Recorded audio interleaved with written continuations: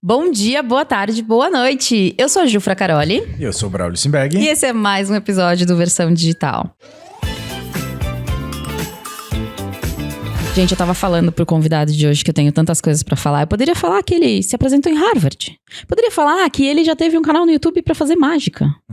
Eu poderia falar, inclusive, que 97,8% dos alunos disseram que as expectativas foram superadas.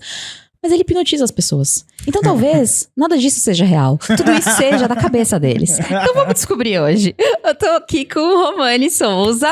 Muito obrigado pelo convite. Muito obrigado, Braulio, Ju. Muito obrigada por ter vindo. Sério, é uma honra ter você aqui. Eu tô um pouco preocupada, amor, com esse episódio, mas eu acho que vai dar tudo certo no final. Sim. A expectativa desse episódio é que você imite um animal. Não, eu vejo isso na televisão, seria legal. Mas tudo bem, vamos ver se até o final do episódio a gente consegue Tá vendo aí? Mas vamos lá, já vamos começar nisso. Tipo, isso. O que é hipnose de verdade? Porque quando a gente fala de hipnose, a gente realmente pensa. Tanto que quando você chegou, eu falei, o Ale vai imitar uma galinha. Olha lá, ele já tá imitando, entendeu?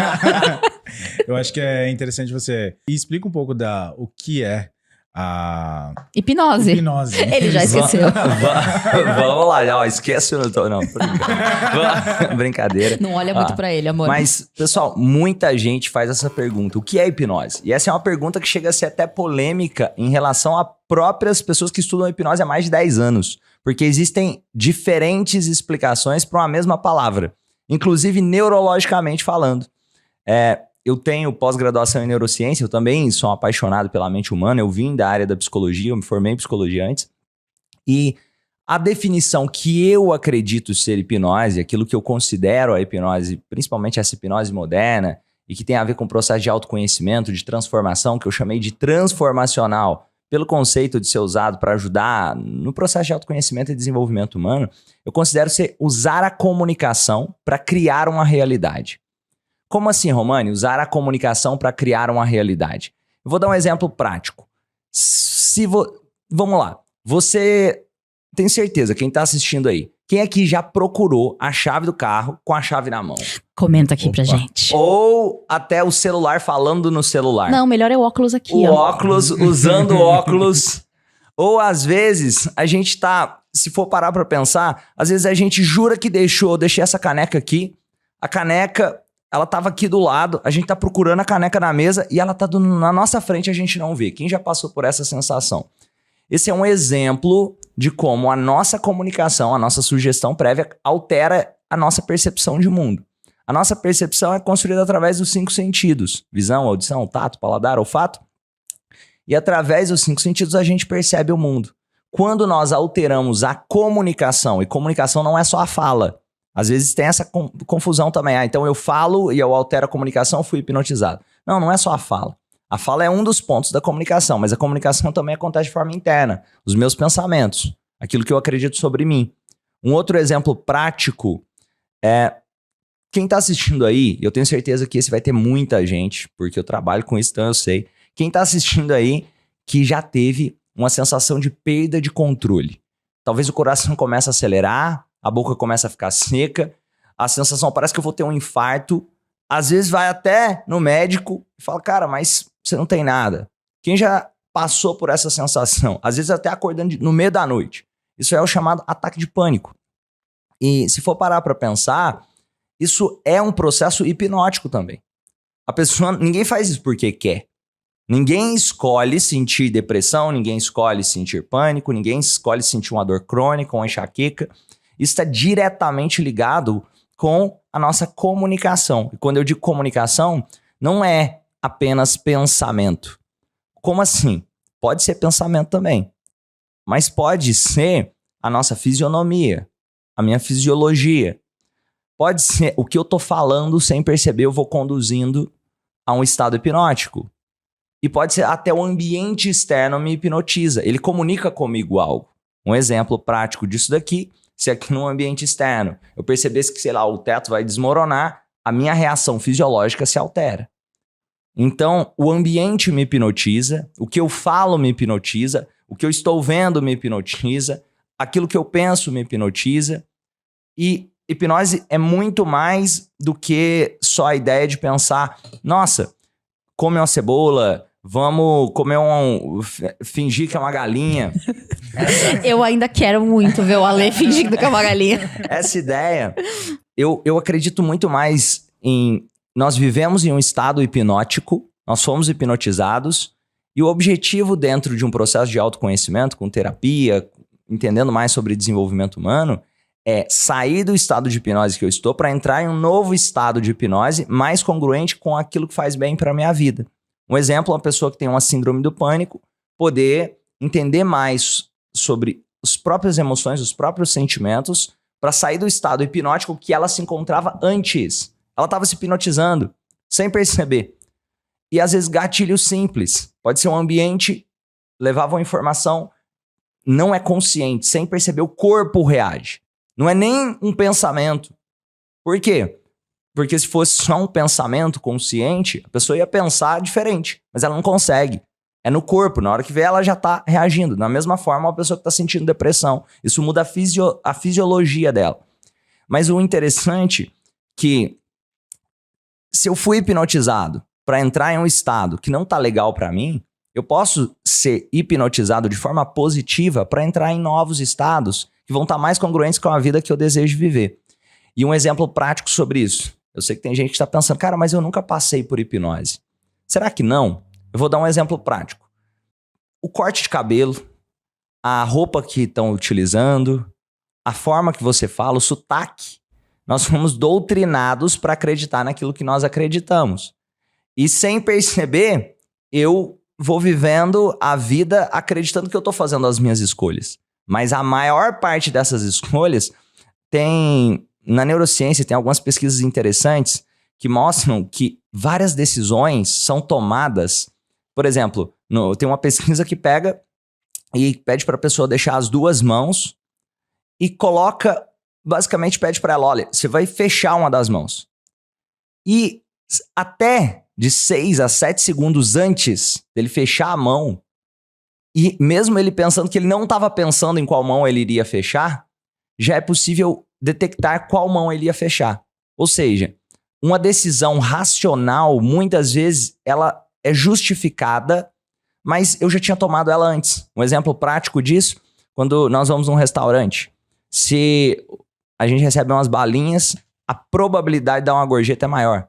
Ou se você chegou no restaurante, você estava com bom humor, mesmo que o atendimento tenha sido ruim, mas você estava bem, a probabilidade de você deixar uma gorjeta também vai ser maior. Nós somos hipnotizados e hipnotizamos o tempo todo. Para mim, hipnose não é um estado para o qual eu vou, mas um estado que eu estou e entendendo... É quase um estado de consciência, não um estado alterado. É um estado de consciência, na minha visão. A gente pode colocar que quando faz uma hipnose para melhorar algo, é como se estivesse reprogramando o cérebro? Tem definições. Eu gosto de dizer que você vai sim ter alterações, até neurológicas, dependendo. Tem até neurocientificamente, você consegue ver o cérebro trabalhando de forma diferente, mas eu gosto da ideia de um processo de amadurecimento do eu, sem pílula mágica. Eu não acredito na ideia de simplesmente, beleza, eu vou fazer 1, 2, 3, durma, seus problemas desapareceram. A gente queria. Mas eu vou te falar uma coisa que é muito interessante. Para algumas pessoas, em algum momento, isso vai ser possível em 1, 2, 3. Só que esse 1, 2, 3 é porque aquela pessoa estava preparada para aquele ponto. É o ponto de inflexão da vida dela. Eu vou dar um exemplo. Eu tenho certeza que alguém que está assistindo talvez passou por um momento desafiador e esse momento durou muitos anos. E de repente, cara, deu um clique e aquilo foi uma virada de chave. Essa virada de chave talvez seja quando ele se hipnotizou para entrar em um novo estado. E tem técnicas para conduzir essa virada de chave. Eu gosto de dividir em 4 momentos. O primeiro momento é o momento da tomada de consciência. Eu gostei muito do que você falou, Ju. Olha, eu tô com essa questão que eu quero resolver, essa questão. Ótimo! Por quê? Porque se eu tenho consciência, eu consigo melhorar. O que é a primeira coisa que uma pessoa precisa para sair de dentro da prisão? Imagina que eu estivesse em uma prisão. O que é a primeira coisa que eu vou precisar para sair de lá? Saber que tá preso. Muita gente pensa, ele tem que querer, ele tem que ter disciplina, ele tem que ter... Não, ele vai precisar disso, mas depois. A primeira coisa é saber que está preso, senão a gente começa a conviver ali dentro daquela prisão e achar que a vida é assim. O famoso cair a ficha da pessoa. Isso. É como se a pessoa achasse que o normal é viver em depressão. O normal é viver com um transtorno de pânico. O normal é viver com o trauma travando a vida dele. O normal é... E, de repente, ele toma consciência. Ao tomar consciência, tem a segunda fase que eu chamo de inconformidade. Por que inconformidade? É como se a roupa velha não servisse mais. Eu fico incomodado com aquilo. Não serve mais aquela roupa. Se tem técnica para isso, se você conduz a tomada de consciência de forma estratégica e promove a inconformidade, esse momento faz com que a pessoa comece a olhar o mundo de forma diferente. É o que eu gosto de chamar de quando você vê, não dá para desver. Então, eu vou dar um exemplo meu. Eu não sei se vocês já passaram por coisa parecida, mas quando eu era criança, eu vendia picolé na rua. E com 6 anos de idade, quando eu vendia picolé, eu não achava que aquilo era... Nossa, que eu tô sofrendo porque eu tô vendendo picolé com 6 anos. Pelo contrário, eu achava incrível porque eu chegava depois ia pra loja de R$1,99 e comprava brinquedo com o dinheiro do que eu tinha vendido. Então, era divertido. Eu morava em uma cidade pequena, não tinha violência, era tranquilo. Eu fazia amizade com as pessoas ali. Era divertido pra mim, o significado que eu estava dando. E uma coisa, eu cresci com a mentalidade que parece que a minha visão era, não, se eu ganhar um salário mínimo pro resto da vida tá bom, e é assim que vai ser, e eu tinha essa mentalidade. Uma das pessoas que mais me ajudaram, eu posso dizer que foi a minha esposa, Lorena. Ela aumentou a minha visão de mundo, as minhas referências e também os meus pais. Porque eu vi o meu pai e a minha mãe sair de uma situação, por exemplo, meu pai, ele... já, por exemplo, foi boia fria na fazenda, ele nasceu numa família com 11 irmãos, ele saiu de casa com 15 anos porque a mãe e o pai não tinham condição de criar todos os filhos e porque a mãe falou, cara, o melhor que você faz é sair daqui, porque senão, quando você tiver mais velho, você vai ficar igual aquele cara ali que tá capinando a roça com 70 anos de idade. E ele teve que se virar. E eu vi o crescimento dos meus pais. A minha mãe nasceu em um vilarejo, parece uma roça também, e eu vi o crescimento dela. Eu vi o crescimento. Minha mãe, depois ela montou uma loja, montou outra loja, depois ela vendeu as lojas por qualidade de vida. Mas o que eu tô querendo dizer com essa história? Eles me hipnotizaram, porque eu percebi que eles tiveram condição de crescer. Meu pai depois se tornou produtor rural, saindo do nada, montou uma empresa hoje com mais de 200 colaboradores, e isso começou a me hipnotizar, só que ainda eu tinha um receio dentro de mim, como se, cara, eu não preciso de dinheiro na minha cabeça. Então tudo bem, eu lembro quando falava assim, ó, coloca aí uma meta do que você deseja fazer. Eu escrevia tipo R$2.000 por mês, e eu achava aquilo que tava ao máximo. E uma coisa que mudou foi de dentro para fora. Eu ressignifiquei aquilo dentro de mim, eu fui hipnotizado. Eu entrei numa tomada de consciência muito forte, numa inconformidade que me moveu adiante, porque eu percebi, caramba, quando eu consigo ajudar mais pessoas, eu resolvo mais problemas, eu dei um novo significado para aquilo. Não tem a ver com só querer ganhar dinheiro, tem a ver com levar minha mensagem para o mundo, resolver outros problemas, porque a gente só é pago se a gente está ajudando alguém, o valor que a pessoa recebe tem que ser maior que o preço que ela paga para funcionar. E quando eu comecei a internalizar isso, os números começaram a mudar, chegando a fazer faturamento de 1 milhão em 30 dias. E o que eu tô falando sobre? Esse processo, eu considero um processo hipnótico. O Romani, muito dele ali tem que ter se tornado um novo Romani. E às vezes isso não é fácil. A gente tem que deixar para trás um pouquinho daquelas convicções que tínhamos. Depois dessa fase da inconformidade, eu gosto de... A terceira fase eu chamo da fase da consistência. Porque essa fase aqui é uma fase que nem todo mundo está disposto a jogar. Tenho certeza que vocês já viram. Eu quero isso daqui. Eu quero empreender no digital. Aí depois, algumas pessoas começam a fazer. E quando as fazem consistentemente durante o tempo, e porque vai dar errado. Em vários momentos. Eu tenho certeza, se vocês já estão há mais tempo, já teve momentos que deram muita coisa deve ter dado errado. Pra mim, pelo menos. Não foi pouco, não. Então, vocês sabem bem. Essa fase da consistência, ela é muito transformadora. E eu gosto... Tem uma historinha. Posso contar aqui uma analogia? Lógico. Manda ver. Vamos lá. Uma analogia que eu criei, que eu chamo da gaiola dos ratos. Essa analogia, basicamente, diz o seguinte. Existe um ratinho.